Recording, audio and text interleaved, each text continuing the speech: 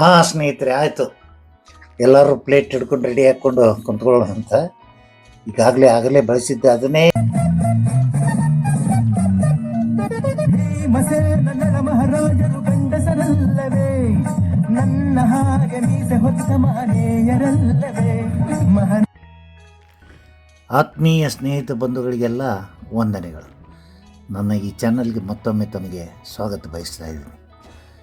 ನೀವು ಬ್ಯಾಚುಲರ್ ಇರ್ಬೋದು ಅಥವಾ ಫೋರ್ಸ್ಡ್ ಬ್ಯಾಚುಲರ್ ಇರ್ಬೋದು, ಅಥವಾ ಅದ್ಯಾವುದೋ ಕಾರಣಕ್ಕೆ ನೀವೇ ಅಡುಗೆ ಮಾಡುವಂಥ ಪ್ರಸಂಗನೂ ಬರಬಹುದು, ಅಥವಾ ಎಲ್ಲಕ್ಕ ಮಿಗಿಲಾಗಿ ನಿಮ್ಮ ಅಡುಗೆಯನ್ನು ನೀವೇ ಮಾಡಿಕೊಂಡು ಸ್ವಾದಿಷ್ಟ ಪಾಕ ಪ್ರವೀಣರಾಗಿ ಪೌಷ್ಟಿಕ ಆಹಾರವನ್ನು ಮಾಡಿಕೊಳ್ಳುವ ವಿಧಾನವನ್ನು ಮತ್ತು ಮುಂಜಾನೆ ತಮಗೆ ಬೇಕಾದಂಥ ಅತ್ಯುತ್ತಮ ಉಪಹಾರವನ್ನು ತಯಾರು ಮಾಡಿಕೊಳ್ಳಿಕ್ಕೆ ಅನುಕೂಲ ಆಗುವಂಥ ಈ ವಿಡಿಯೋನ ತಾವು ನೋಡ್ತೀರಿ. ನೋಡಿ ತಮ್ಮ ಕಮೆಂಟನ್ನು ತಿಳಿಸ್ತೀರಿ ಅಂತ ಹೇಳ್ಕೊತ ಇವತ್ತಿನ ಈ ಮಸಾಲೆ ಉಪ್ಪಿಟ್ಟು, ಹೌದು ಆತ್ಮೀಯರೇ, ಮಸಾಲೆ ಉಪ್ಪಿಟ್ಟು. ಈ ಉಪ್ಪಿಟ್ಟು ಪೌಷ್ಟಿಕ ಮಾತ್ರ ಅಷ್ಟೇ ಅಲ್ಲ, ನೋಡಿರಿ ಏನೇನು ಕಂಟೆಂಟ್ ಅದ ಅನ್ನೋದು ನಿಮಗೆ ಈಗ ವಿಡಿಯೋದಾಗ ಕಾಣಿಸಕತ್ತೈತಿ. ನೋಡಿರಿ, ಮೊಟ್ಟ ಮೊದಲನೇದಾಗಿ ಇವೆಲ್ಲ ಅಂದರೆ ಬೆಂಡೆಕಾಯಿ, ಟೊಮೆಟೊ, ಕೊತ್ತಂಬರಿ, ಉಳ್ಳಾಗಡ್ಡಿ, ಹಸಿಮೆಣಸಿನಕಾಯಿ, ಬೆಲ್ಲ, ಹಾಗೆಯೇ ಈ ಜಿಂಜರ್ ಮತ್ತು ಏನು ಗಾರ್ಲಿಕ್ ಆ್ಯಂಡ್ ಜಿಂಜರ್ದು ಏನು ಹೇಳ್ತಾರೆ, ಅದ್ರ ಬದಲು ನಿಮ್ಮಲ್ಲಿ ಹಸಿ ಶುಂಠಿ ಮತ್ತು ಬೆಳ್ಳುಳ್ಳಿ ಇದ್ರಂತೂ ಭಾಳ ಚಲೋ ಬಳಸ್ಬೋದು ಅದನ್ನು ತಾವು. ಹಾಗೆಯೇ ನೋಡಿರಿ, ಈಗ ಒಂದೊಂದೇ ಐಟಮ್ ರವಾನ ಹುರಿದು ಇಟ್ಕೊಂಡೈತಿ. ಆ ರವೆ ಹುರಿದದ್ದು ಅದೇ ತೆವಿನಲ್ಲಿ ಅಂದರೆ ಇದರೊಳಗೆ ಗೋಡಂಬಿ, ಶೇಂಗಾ ಇತ್ಯಾದಿ ನಿಮಗೆ ಏನೇನು ಇಷ್ಟಪಡ್ತದೋ ಅವೆಲ್ಲ ಬೀಜಗಳನ್ನು ಹಾಕ್ಕೊಂಡು ಮತ್ತೆ ಅದೇ ತುಪ್ಪದಲ್ಲಿ ಹುರಿತಾ ಇದೆ. ಇದು ನೋಡ್ರಿ ಇದು ಈ ವಿಡಿಯೋದ ಉದ್ದೇಶ ಇಷ್ಟೇ, ಕಡಿಮೆ ಖರ್ಚಿನಲ್ಲಿ ಕಡಿಮೆ ಉಪಕರಣಗಳಲ್ಲಿ ಮಾಡಬಹುದಾದಂಥ ಅಡಿಗೆಗಳು. ದಯವಿಟ್ಟು ನೋಡಿ ಆತ್ಮೀಯರೇ. ಈಗೇನು ತೆವಿಯೊಳಗೆ ನಾನು ಈ ನಮಗೆ ಬೇಕಾದಂಥ ಪೌಷ್ಟಿಕ ಧಾನ್ಯಗಳನ್ನು ಅಂದರೆ ಕ್ಯಾಶ್ಯೂ ಸಮೇತ ಏನು ಕರಿಯಕತ್ತಿನಲ್ಲ ತುಪ್ಪದಾಗ, ಇದರ ಮೊದಲೇ ನಾವು ರವಾನ ಅದೇ ತೆವಿಯೊಳಗೆ ತೆಗೆದಿರ್ತೀವಿ. ಇದು ಉದ್ದೇಶ ಇಷ್ಟೇ, ಈಗ ಅಡುಗೆ ಮಾಡೋದು ತಡ ಅಲ್ಲ, ಆದರೆ ಅದನ್ನು ಬಾಂಡೆ ತೊಳೆದಂದ್ರೆ ಬರ್ತು ನೋಡ್ರಿ ತ್ರಾಸ. ಅದಕ್ಕೆ ಕಡಿಮೆ ಉಪಕರಣ ಅಂದ್ರೆ ಕಡಿಮೆ ಬಾಂಡೆ ಸಂಬಂಧಕ್ಕೆ ನಾವು ಮಾಡೋಕ್ಕೆ ಸಾಧ್ಯ ಐತಿ, ತೊಳೆಯೋದನ್ನು ತಪ್ಸಕ್ಕೆ. ಈಗ ಅದೆಲ್ಲ ಹುರಿದತ್ತು ಇವೆಲ್ಲ ಕಾಯಿಪಲ್ಯಗಳು ನೋಡಿರಿ, ಸೌತೆಕಾಯಿ ನೋಡಕತ್ತೀರಿ, ಗಜ್ಜರಿ ನೋಡಕತ್ತೀರಿ, ಆಲೂಗಡ್ಡೆ ನೋಡಕತ್ತೀರಿ, ಹೌದಾ. ಇದರ ಜೊತೆಗೆ ನಿಂಬೆ ಹಣ್ಣು ಅದಾವೆ, ರವೆ ಹುರಿದಿಟ್ಕೊಂಡದ್ದು ಪಕ್ಕ ಐತೆ ನೋಡಿರಿ. ಆಮೇಲೆ ಕಾಯಿಪಲ್ಯ ನಿಮಗೆ ಎಷ್ಟು ಬೇಕೋ ಅಷ್ಟು, ಬೆಂಡೆಕಾಯಿ, ಟೊಮೆಟೊ, ಉಳ್ಳಾಗಡ್ಡಿ, ಕೊತ್ತಂಬರಿ. ಒಂದು ವೇಳೆ ನಿಮಗೆ ನೈಸರ್ಗಿಕವಾಗಿ ಕೊತ್ತಂಬರಿ ಸಿಗಲಿಲ್ಲ, ಆಮೇಲೆ ಬೆಳ್ಳುಳ್ಳಿ ಇರಲಿಲ್ಲ ಅಥವಾ ಶುಂಠಿ ಇರಲಿಲ್ಲ ಅಂದರೆ ಈ ಪೇಸ್ಟನ್ನು ಸಹಿತ ತಾವು ಬಳಸ್ಬೋದು. ಕೊತ್ತಂಬರಿ ಇರ್ಲಿಕ್ಕೂ ನಾ ಈಗೇನು ತೋರಿಸಿದ್ನಲ್ಲ ಅದು ಹವಿಜದ ಪುಡಿ ಅದ, ಅಂದರೆ ಕೊತ್ತಂಬರಿಗೆ ಸಮ ಆದದ್ದು, ಅದನ್ನು ಸಹಿತ ತಾವು ಬಳಸ್ಬೋದು. ಹಿಂಗೆ ಗಂಡಸರು ಕೂಡ ತಮಗೆ ಬೇಕಾದಂಥ ಇದನ್ನು ಇಷ್ಟವಾದದ್ದನ್ನು ಬೇಕಂದರೆ ಹಿಂಡಿ ಹಾಕ್ಕೋಬೋದು. ಕೆಂಪು ಹಿಂಡಿ ಇಟ್ಕೊಂಡಿದ್ದೀನಿ ನಾನು. ಕೆಲವರು ಖಾರ ಹಾಕ್ಕೊತಾರೆ, ಹಸಿಮೆಣಸಿನ್ಕಾಯಿ ಖಾರ ಹಾಕ್ಬೋದು.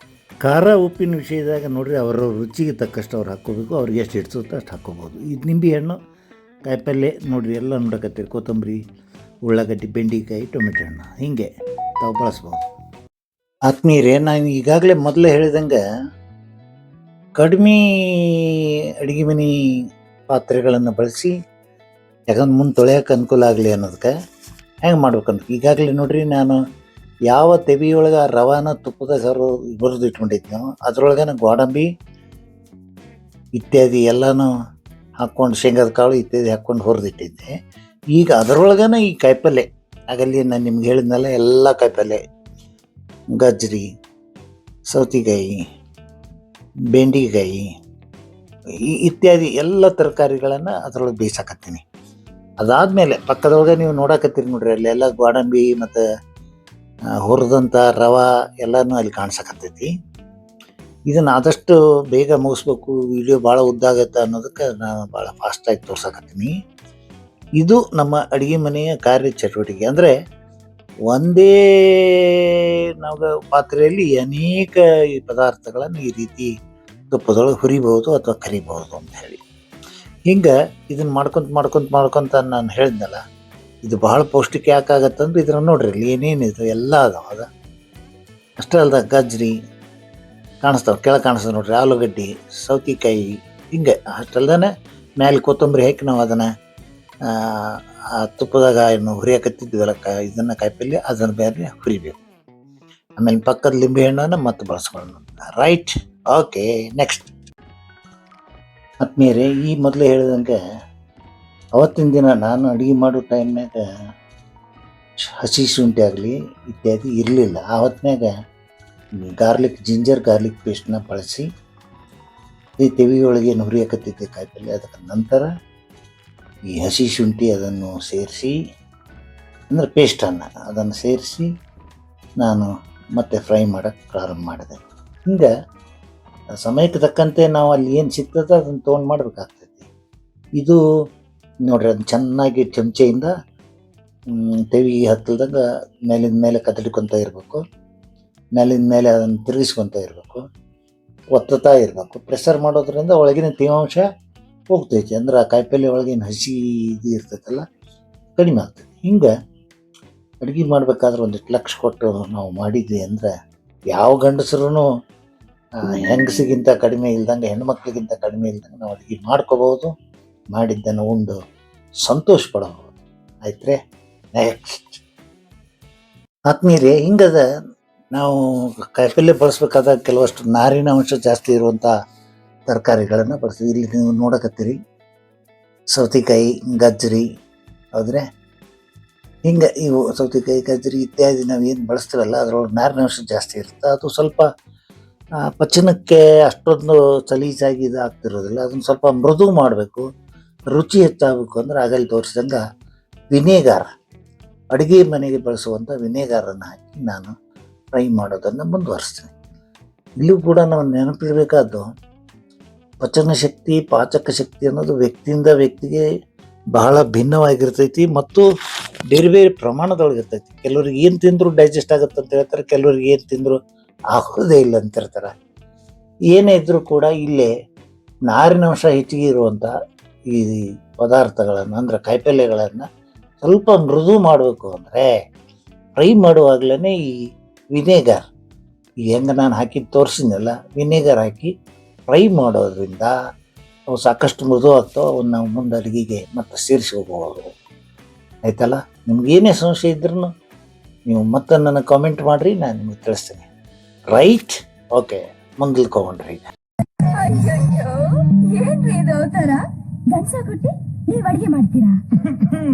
ಭೀಮಸೇನ ಮಹಾರಾಜರು ಗಂಡಸನಲ್ಲವೇ?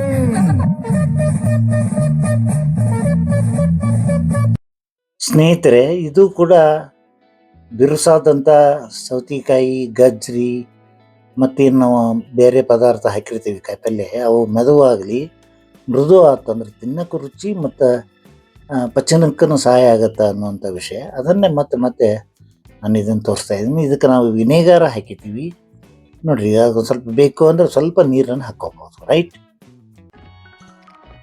ಮಿತ್ರರೇ, ನೀವೀಗೇನು ನೋಡಕತ್ತಿರಲ್ಲ, ಹಿಂಗೆ ಮೃದುವಾಗಿ ಆಗಿರುವಂಥ ಕಾಯಿಪಲ್ಲೆನೆಲ್ಲ ಕರೆದು ಒಂದು ತಾಪನೆ ಹಾಕ್ಕೊಂಡೆ, ಮತ್ತೊಂದು ದೊಡ್ಡ ಡಬರಿ ತೊಗೊಂಡೆ. ಈ ಡಬರಿ ನೋಡಿ, ಸ್ಟೀಲಿನ ಡಬರಿ ದೊಡ್ಡದು, ಎಲ್ಲ ಹಿಡಿಯುವಂಥದ್ದು. ಅದರೊಳಗೆ ಇದುವರೆಗೂ ಏನೇನು ಕರೆದಿದ್ದೆ ಅದನ್ನೆಲ್ಲನೂ ಹಾಕಿದ್ದೆ. ಆದರೆ ಸ್ವಲ್ಪ ನೀರನ್ನು ಸೇರಿಸ್ಕೋಬೋದು, ಯಾಕಂದ್ರೆ ಒಂದಿಷ್ಟು ಅಳಕ್ಕಾದ್ರೆ ಕುದಿಯೋದು ಜಲ್ದಿ ಆಗ್ತದೆ. ನಮಗೆ ಜಲ್ದಿ ಕುದಿಬೇಕಾಗಿರುತ್ತೆ.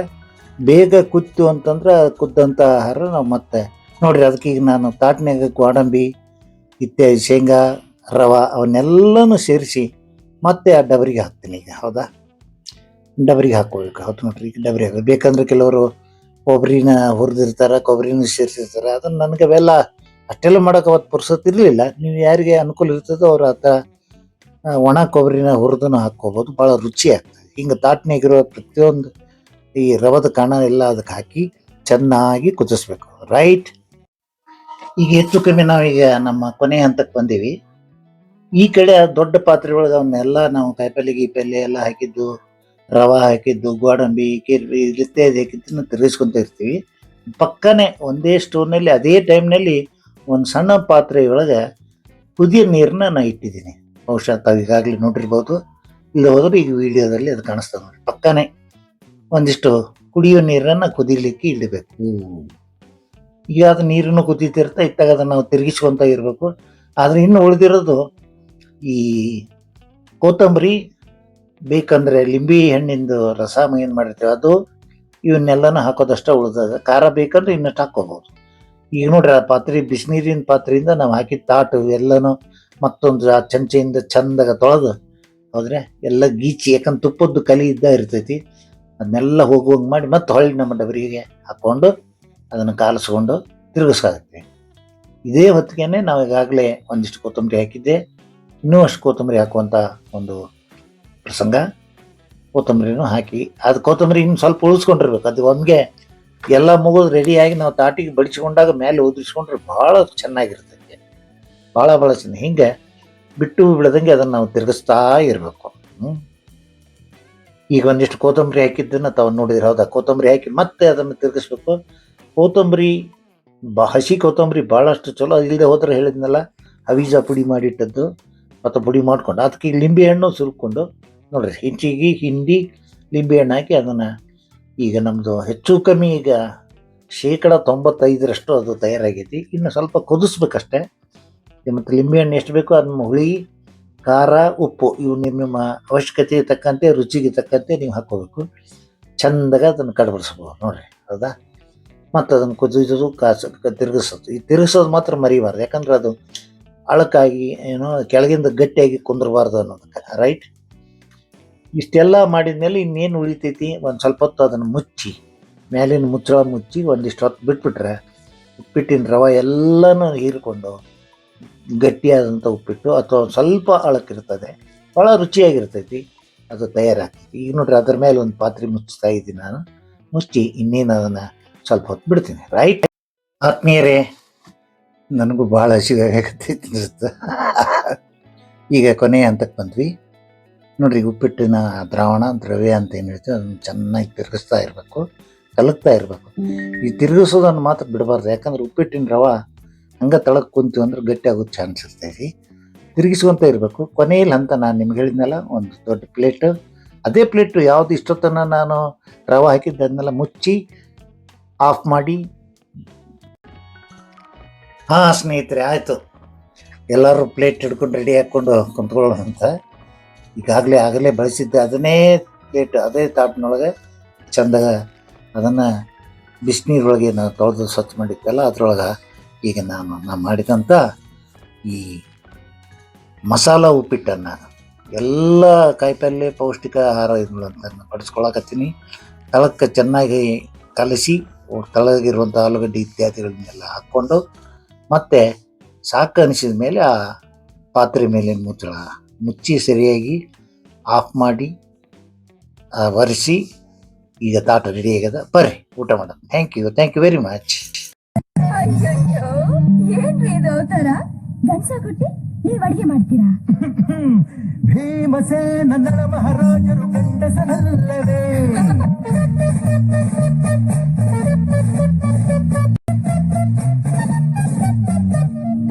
ಭೀಮಸೇನ ಮಹಾರಾಜರು ಗಂಡಸನಲ್ಲವೇ? ನನ್ನ ಹಾಗೆ ಮೀಸೆ ಹೊತ್ತ ಮಹನೀಯರಲ್ಲವೇ? Expression is the best language to understand each other.